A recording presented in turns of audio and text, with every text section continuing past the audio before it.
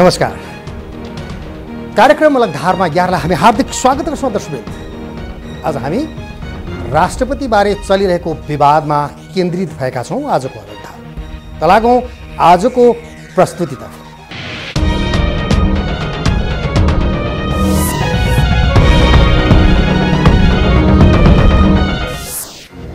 अब आजको प्रस्तुति दर्शकवृन्द 2007 सालमा राणा शासन ढल्यो, 2046 सालमा पञ्चायत ढल्यो, 10 वर्षे जनयुद्ध र 19 दिनको लामो आन्दोलनले 2063 सालमा राजतन्त्र ढल्यो अनि नेपाल सङ्घीय गणतान्त्रिक राज्यमा रूपान्तरित भयो।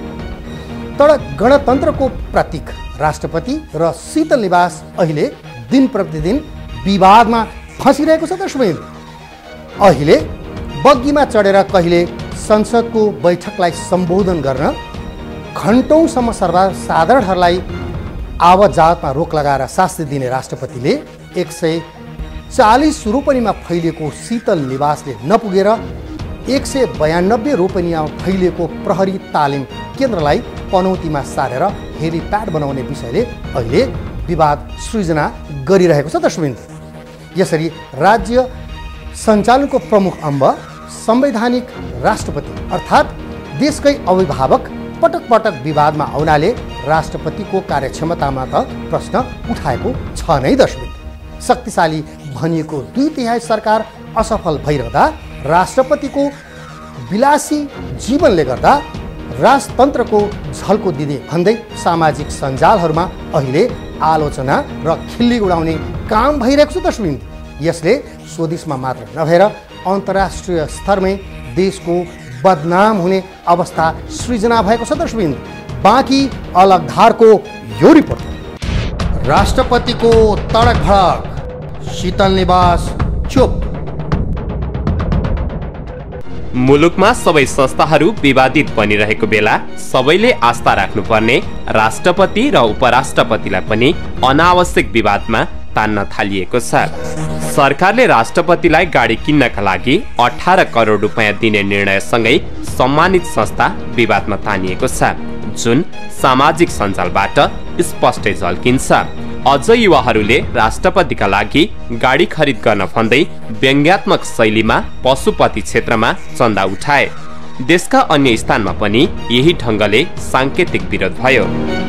यसअघि 2074 साल चैत्र 15 गतेका दिन राष्ट्रपति भण्डारी बग्गीमा चढेर सङ्घीय संसदको बैठकलाई सम्बोधन गर्न जाँदा घण्टौँसम्म काठमाडौँको सडक जाम भएका कारण राष्ट्रपतिको चर्को आलोचना भयो।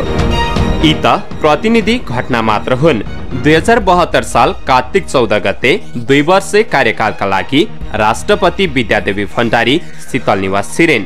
त्यति बेला महिला राष्ट्राध्यक्ष बनेको भन्दै खुसियाली छाएको थियो।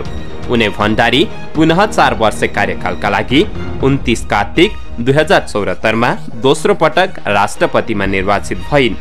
यो 36 महिनामा उनको पटक पटक आलोचना भएको पाइन्छ।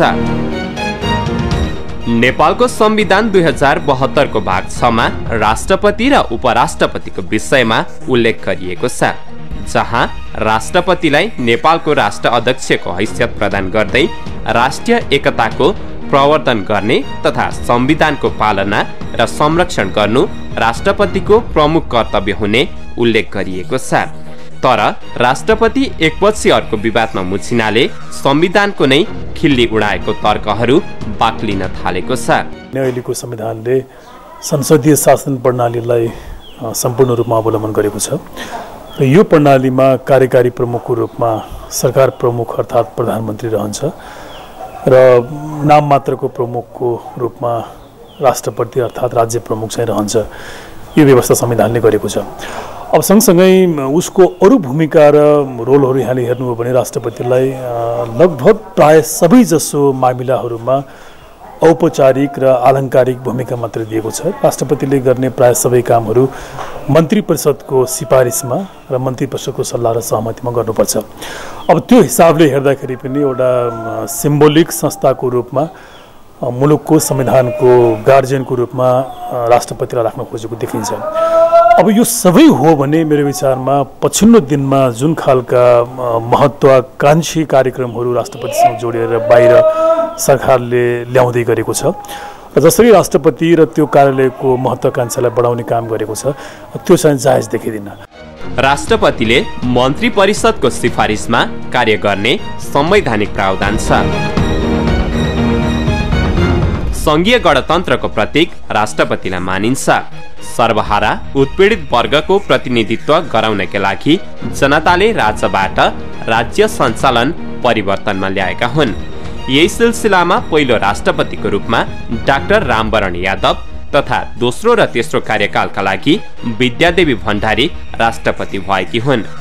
तर आफूसँगै जोडिएको 193 रोपनीको प्रहरी तालिम केन्द्र पनौतीमा धकेलेर 140 रोपनीको शीतल निवासमा त्यो भाग मिलाउने प्रयास भएबाट झनै यो संस्था विवादित भएको छ। हेलिप्याड बनाउन त्यत्रो जमिन लिन खोजेबाट राष्ट्रपतिको सुख सुविधा बढाउन खोजेको देखाउँछ। यो देश त अत्यन्तै निर्धनतम देशमध्ये एउटा हो नि त। निर्धनतम देशको नेता राष्ट्रपतिले कति सुविधा लिने भन्ने प्रश्न हो के बाबु। यो म प्रोफेसर हुँ होइन त, मेरो तलब 50,000 छ। मेरो सरहको भारतमा जो प्रोफेसर हुन्छ त्यसको तलब 2 लाख छ। आइसी तीबाट आएको उत्पादनबाट मैले जीविकोपार्जन गर्नुपर्छ। भारतको जति प्रोफेसरको तलब छ त्यति दिए त मैले भनेको छैन नि। मेरो 50,000 किन छ भने मेरो देश यही स्तरको छ। मेरो राष्ट्रपति पनि यति नै हुनु पर्यो, मेरो मन्त्री पनि यति नै हुनु पर्यो, मेरा नेताहरूले पनि यति नै चाहिँ के भने सुविधा। टाइम्स अफ इन्डियाको सम्पादक एक ठाउँबाट अर्को ठाउँमा जानु पर्यो भने हेलिकप्टर प्रयोग गर्छ। तपाईँले पनि त्यही सुविधा लिएर आइज भने मैले त्यो सुविधा तपाईँलाई प्राप्त छ र यहाँ? किन मेरो पत्रकारलाई त्यो सुविधा भएन त म भनिरहेको छैन नि। तर मेरो पत्रकारलाई जीविकोपार्जन गर्नको लागि कति सुविधा चाहिने त्यति त दिनै पर्यो। उनले पनि आफ्नो देशको अवस्थाभन्दा बढी माग गर्नु उपयुक्त भएन। राष्ट्रपतिको कुरा पनि यही हो, अरूको कुरा पनि यही हो। राष्ट्रपतिको आलोचनाले सामाजिक सञ्जालहरू भरिएका छन्। राष्ट्रिय मिडियादेखि लिएर जनस्तरसम्म नकारात्मक टिप्पणीहरू भइरहेका छन्। तर सरकार भने राष्ट्रपतिको बचाउमा लागेको छ। राष्ट्रपति संवैधानिक हो र उहाँको पनि सेवा सुविधाहरू छन् जुन राज्यले गरेको हो। त्यसैले यो त्यसो भए के राष्ट्रपतिले साइकलमै चढ्नु पर्यो त? के हामीले कुनै सुरक्षाको प्रबन्ध गर्नु पर्दैन त? यदि केही भयो भने त्यसको रेस्पोन्सिबिलिटी कसले लिन्छ? तपाईँहरूले नै प्रश्न उठाउनुहुन्छ। त्यसो भएको हुनाले यति सस्तो ढङ्गले चाहिँ कुरा नगरौँ होला जस्तो मलाई लाग्छ। राष्ट्रपतिले सेवा सुविधा लिन नपाउने पक्कै होइन, तर अहिले चर्चामा आएका सुविधा किन? राष्ट्रपति कार्यालयबाट जवाब आउनै पर्छ। संघीय संरचना धान्न राज्य कोष अपर्याप्त जस्तो देखिएको बेला राष्ट्रपतिलाई अधिक सुविधा दिन जरुरी छ कि छैन भन्ने अहम प्रश्न छ। स्थानीय तहले अव्यावहारिक ढङ्गले कर बढाएका छन्। जनप्रतिनिधिहरू विलासी बढी विकासे कम देखिएका छन्। महँगी, भ्रष्टाचार, आर्थिक अनियमितता असरल देखिएको छ। यो बेला राष्ट्रपतिलाई विलासी बनाउने प्रयासले के सन्देश जान्छ? गणतन्त्रको जुन व्यवस्था हामीले अवलम्बन गरेको छौँ, व्यवस्थामाथि नै यसले नकारात्मक प्रभाव पार्ने म देख्छु। किनकि अन्तरिम संविधान 63 सालमा हामीले जारी गरिसकेपछि त्यसको दोस्रो संशोधनबाट मुलुकलाई गणतन्त्रात्मक राज्य व्यवस्था भन्न हामीले उल्लेख गरेका हौँ। तर पूर्ण रूपको गणतन्त्र चाहिँ 72 सालमा नयाँ संविधान जारी भइसकेपछि भयो। अब यो हिसाबले हेर्दाखेरि यो पद्धति वा यो व्यवस्था नेपालको लागि नयाँ हो र अहिले पनि हामी एउटा सुरुवाती अवस्थामा छौँ। अब सुरुवाती अवस्थामा रहेकै पद्धतिमाथि यहाँले अनेक खालका बखेडाहरू निकाल्नुभयो, हुने नहुने कामहरू गर्न थाल्नुभयो भने अब त्यो व्यवस्थामाथि नै भोलि मानिसको भरोसा टुट्न सक्छ र विश्वास र भरोसा टुट्यो भने त्यसले काम अगाडि गर्न सक्दैन। त्यसैले गणतन्त्रात्मक व्यवस्थामाथि नै यसले नकारात्मक प्रभाव पार्ने म एउटा कारण त्यो देख्छु। अब दोस्रो चाहिँ यसले पार्ने असर भनेको संविधानमाथिको आस्थामा पनि हो। संविधानमा हामी के पढ्छौँ भने कि त्यसको तागत भनेको खालि प्रहरी राज्यको शक्ति र बल मात्रैले संविधान कार्यान्वयन हुने भन्ने कुरा हुँदैन। त्यसमाथिको नैतिक तागत मोरल अथोरिटी धेरै महत्त्वपूर्ण हुन्छ।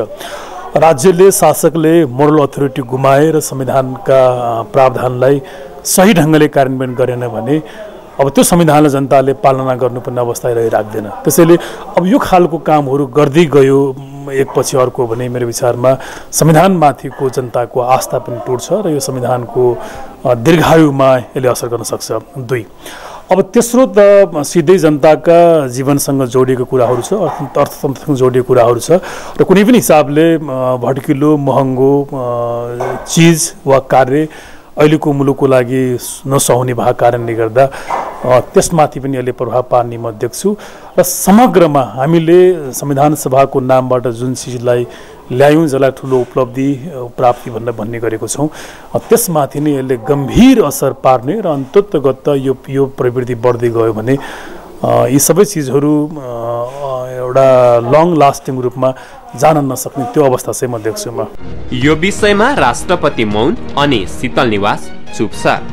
राष्ट्रपति बारेमा यति धेरै प्रश्नहरू उठेपछि शीतल निवासमा रहेका उनका सहयोगीले स्पष्टीकरण दिनुपर्ने हो।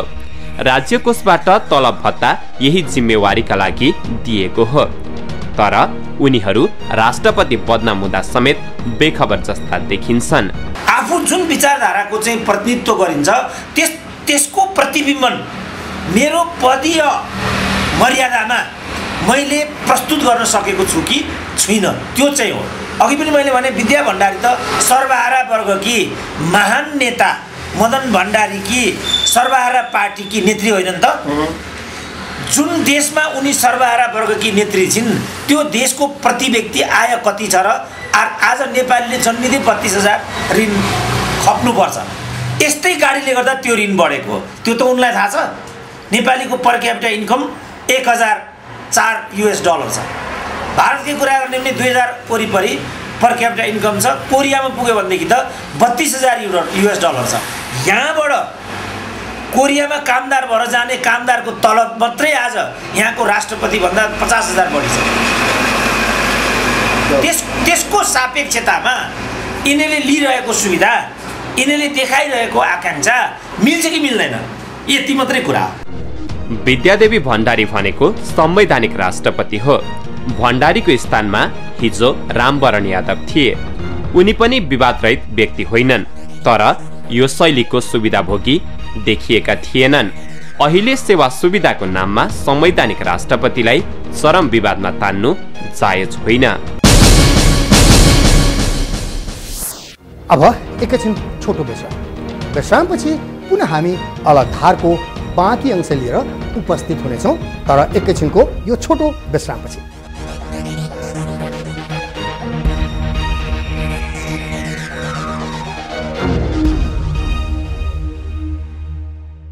विश्रामपछि स्वागत छ कार्यक्रम अलग धारमा। हो दर्शक, विवादमा राष्ट्रपति विद्या भण्डारी मात्र मुछिएकी हुँदै होइनन् दर्शक। प्रथम राष्ट्रपति रामवरण यादव पनि विवाद मुक्त भने रहेनन् दर्शक। तत्कालीन प्रधान सेनापति रूपमांगत कटवाललाई हटाउने सरकारी निर्णय उल्टाउनु, अख्तियार दुर्पयोग अनुसन्धान आयोगको प्रमुखमा लोकमान सिंह कार्कीलाई नियुक्ति गर्ने जस्ता थुप्रै विषयमा उनी पनि नफसेका होइनन्। तर तुलनात्मक रूपमा राष्ट्रपति भण्डारी अहिले विवादमा धेरै फसेकी छन्। दशैंमा टीका लगाउँदा घुँडा टेकाएको विषय होस्, चाहे संसदीय सुनवाई समितिबाट अयोग्य घोषित भएर पदमुक्त भएका प्रधान न्यायाधीशबाट शपथ ग्रहण गर्दा होस्, अथवा चाहे छोरीहरूको जुत्ता सेनालाई बोकाएर तीर्थ गर्दा जाँदा होस्, चाहे बारम्बार तत्कालीन देउवा सरकारले अनुमोदन गर्नका लागि पठाएको अध्यादेश पारित गर्ने विषयमा देखाएको उदासीनता होस्, धेरै विषयमा अहिले राष्ट्रपति विवादमा आएको छ। सरकार र गृह प्रशासन एउटी बालिका निर्मला पन्तको हत्या पत्ता लगाउन उदासीन बन्दा, देशकै सर्वोच्च पदमा महिला भएर पनि स्पष्ट बोल्न नसक्नु, छिमेकी देश भारतको भ्रमण गरेर पनि नजिकका अन्य छिमेकी राष्ट्रबाट भ्रमणको निम्तो नआउनु गम्भीर विषय बनेको छ दर्शकवृन्द। बाँकी अलग धारको यो रिपोर्टमा प्रेसलाई अंकुश, सरकारसँग मिलेमतो, भण्डारीको दोस्रो काल आलोचित। दोस्रो कार्यकालमा राष्ट्रपतिको शपथ लिँदादेखि नै भण्डारी विवादित बन्न थालेको पाइन्छ। पदमुक्त प्रधान न्यायाधीश गोपाल पराजुलीबाट शपथ खानु नै विवादको बिउ थियो। दशैंमा घुँडा टेकाएर टीका लगाउँदै गरेको तस्बिरले विवादमा इटा थपिदियो र दशैंको फोटो सामाजिक सञ्जालमा भाइरल बनेपछि तिहारमा त शीतल निवास सञ्चारकर्मीलाई निषेधित क्षेत्र बनाइयो। प्रेस स्वतन्त्रतामा अंकुश लगाउने काम शीतल निवासले गर्यो। प्रथम राष्ट्रपति रामवरण यादव तत्कालीन सेनापति रूपमांगत कटुवाललाई हटाउने सरकारी निर्णय उल्टाउँदा अख्तियार दुरुपयोग अनुसन्धान आयोगको प्रमुखमा लोकमान सिंह कार्कीलाई नियुक्त गर्दा आफ्नो घर भाडा उपचार खर्च लगायतको विषयले विवादमा नतानिएका होइनन्। तर उनले सधैँ जनतासँग जोडिएका मुद्दामा सरकारलाई बिउजाउने काम गरेका भने हुन्। अनावश्यक शीर्षकमा खर्चिनुपर्ने यो अवस्था आउनु भनेको मेरो विचारमा राम्रो होइन र यो दुईतिर सरकारतिर पनि राष्ट्रपति कार्यालयतिर पनि समान रूपमा लागू हुन्छ र दुवै संस्थामा रहेका सरकार र राष्ट्रपति कार्यालयमा रहेका पदाधिकारीहरूले कति पनि आफ्नो वचन आफ्नो आदर्शको परिपालना गरेको चाहिँ देखिँदैन। राष्ट्रपतिको कुर्सीमा महिला भएको बेला कञ्चनपुरकी निर्मला पन्तको बलात्कार तथा हत्याबारे शीतल निवासको मौनता आश्चर्य लाग्दो छ। तर त्यही शीतल निवासले शेरबहादुर देउवा कार्यकालमा सरकारले पठाएको राष्ट्रिय सभा निर्वाचन सम्बन्धी अध्यादेश 2 महिनासम्म अड्काएर जस्ताको त्यस्तै पारित गर्यो। राष्ट्रिय सभामा मनोनयनका लागि देउवा सरकारले गरेको सिफारिस सदर नगरी ओली सरकारले गरेको सिफारिस सदर गरिदियो। यसले शीतल निवास राजनीतिक खेलमा मुछिएको भन्ने टीका टिप्पणीहरू पनि भइरहेका छन्। यो राष्ट्रपतिको मात्रै कुरा पनि होइन, प्रधानमन्त्रीमाथि त्यतिकै आलोचना छ, मन्त्रीहरूमाथि त्यतिकै आलोचना छ। अघि मैले भने राजनीति भनेको अथवा प्रजातन्त्र भनेको खालि विचारको प्रवाह मात्रै हुँदैन, आचरण र संस्कार पनि सँगसँगै हुन्छ। हामीले एउटा राजनीतिक परिवर्तन त ल्यायौँ, तर हाम्रो राजनीतिक आफूले ल्याएको राजनीति अनुकूलको जीवन दर्शन र आदर्शलाई हामीले प्रादुर्भाव गर्न सकेनौँ, अवलम्बन गर्न सकेनौँ। संवैधानिक राष्ट्रपति आफै विवादमा आउनु नहुने, विवादमा आइसकेपछि सरकारले हस्तक्षेप गरेर यसको कुरा यो हो भन्नुपर्नेमा अब अहिले सञ्चारका सूचना मन्त्री नै के भन्छन्, त्यसो भने के राष्ट्रपतिले साइकल चढ्नुपर्ने त? लहेर त बोली यिनीहरू जहाँ यस्तो बोल्ने मान्छेहरू नेता हुन्छन्, मन्त्री प्रधानमन्त्री हुन्छन्, त्यो देशको राष्ट्रपतिबाट तपाईँले नि केही आशा गरेको भने ठुलो गल्ती हो। राजनीतिक खेलमा मुछिएकै कारण 2066-67 सालमा अर्थमन्त्री सुरेन्द्र पाण्डेले पूर्व अर्थमन्त्री तथा आफ्नै पार्टीको आलोचना खेपेर सुरु गरेको सामाजिक सुरक्षा कार्यक्रम र शेरबहादुर देउवाको कार्यकालमा पारित भएको सामाजिक सुरक्षा ऐनलाई आफ्नो सरकारले गरेको भनेर गलत प्रचार गर्दा होस्, गृह प्रशासन निकममा हुँदै जाँदा होस् वा सरकार अनेक काण्डमा मुछिँदा समेत थाहा नपाए जस्तो चुपचाप छ शीतल निवास। बरु विलासिताको भोग जागेको छ शीतल निवासलाई। अन्यथा राष्ट्रपतिले सरकारलाई बिउजाउने काम गरिरहेको देखिने थियो। अन्यमा शङ्का गर्न सक्ने ठाउँ त बिल्कुलै छ नि, किनभने अब हुनलाई राष्ट्रपतिले गर्ने सारा सम्पूर्ण कामको जिम्मेवारी संविधान बमोजिम प्रधानमन्त्री र उनको मन्त्री परिषदले लिनुपर्छ, त्यो साँचो कुरा हो। तर अब यो कुरा अहिले आएर नितान्त व्यक्तिगत पनि हुन गयो, किनभने राष्ट्रपतिको व्यक्तिगत सुख सुविधाको लागि भनेर गरिएका क्रियाकलापहरू, निर्णयहरू यदि त्यो राष्ट्रपतिको आचरणसँग मेल खाँदैन, उहाँलाई त्यो स्वीकार्य होइन भने त उहाँले भन्न सक्नु पर्यो नि त, यो चिज चाहिँ मेरो लागि आवश्यक छैन, मुलुकले यो धान्न पनि सक्दैन, जनताको अपेक्षा पनि त्यो छैन भन्नु उहाँले भन्न सक्नुपर्ने हो। अब उहाँले पनि नभन्ने र सरकारमा बसेका पदाधिकारीले एकपछि अर्को जनतालाई दोहन गर्ने कामहरू गर्ने, निर्णयहरू त्यसतर्फ लक्षित गर्ने हो भने त यहाँले सोध्नु भएको जस्तो यो दुवैले एउटा नियतवश नै यो काम गरिरहेका छन् र उनीहरूले बाहिर चर्को ठुलो कुरा गर्ने तर मुलुकलाई एकपछि अर्को आर्थिक मन्दीमा लाने, बर्बादीमा लाने, राष्ट्रको सम्पूर्ण पुँजी चाहिँ केही मुठीभर मान्छेमा एकीकृत गरेर देशलाई कंगाल बनाउने त्यो बाटोमा उहाँहरू अग्रसर हुनुहुन्छ कि भनेर हामीले बुझ्नुपर्ने हुन्छ।